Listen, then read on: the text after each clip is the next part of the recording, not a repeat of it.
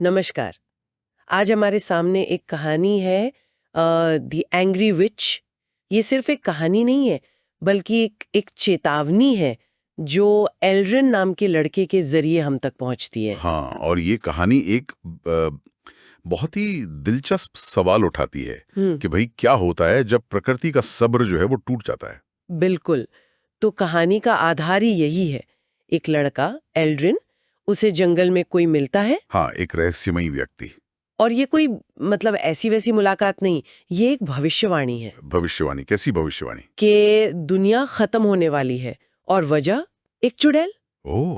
पर बात यह है कि चुड़ैल कोई ऐसी पारंपरिक विलन टाइप नहीं है। उसकी कहानी में ना प्रकृति का दर्द है और इंसानी लालच का टकराव दिखता है। ठीक कहा आपने। कहानी ये भी बताती है कि ये चुड़ैल पहले मतलब प्रकृति से बहुत प्यार करती थी। गहराई से जुड़ी थी। हाँ, लेकिन फिर इंसानों ने जो पर्यावरण को नुकसान पहुंचाया और फिर उसकी अपनी ट्रेजेडी हुई। पति और बेटे को खो दिया उसने। तो उसका वो प्यार, वो लगाव, वो गुस्से में बदल गया। बिल्कुल।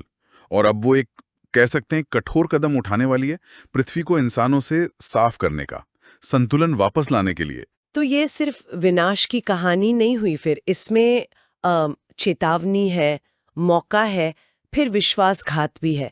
कई परतें हैं इसमें। हाँ, और ये देखना दिलचस्प है कि एल्ड्रिन की उस शुरुआती चेतावनी पर लोगों का रिएक्शन क्या था।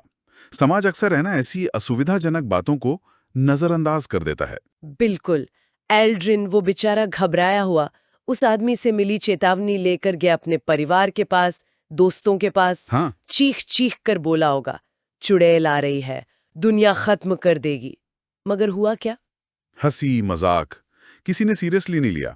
अविश्वास। और ये अविश्वास तब भी रहा जब उसने सोशल मीडिया का सहारा लिया। हाँ बिल्कुल, उसके वीडियो वायरल हुए, खबरों में भी शायद बात आई होगी, लेकिन फिर भी ज्यादातर लोग यही मान रहे थे कि ये सब मतलब कल्पना है, कोरी बकवास। अनदेखा ही करते रहते हैं। हाँ शायद। लेकिन फिर कहानी में चीजें तेजी से बदलती हैं। हाँ, चेतावनी अब सिर्फ शब्द नहीं रहते। सही।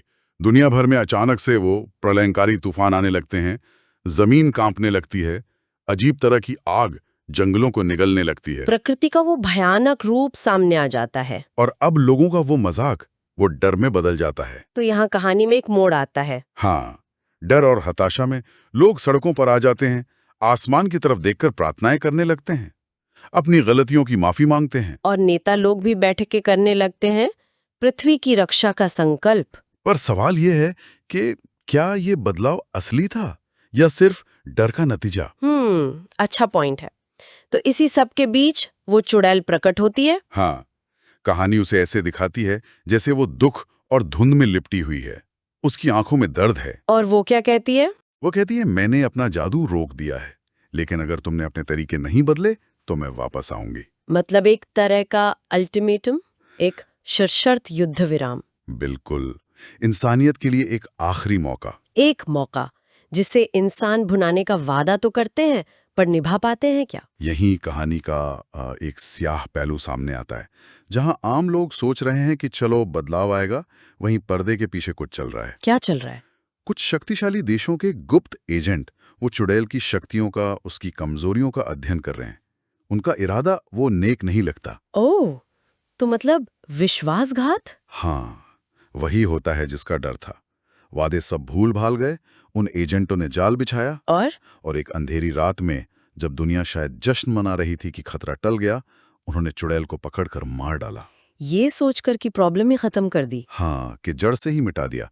ये एक क्षणिक जीत का भ्रम था।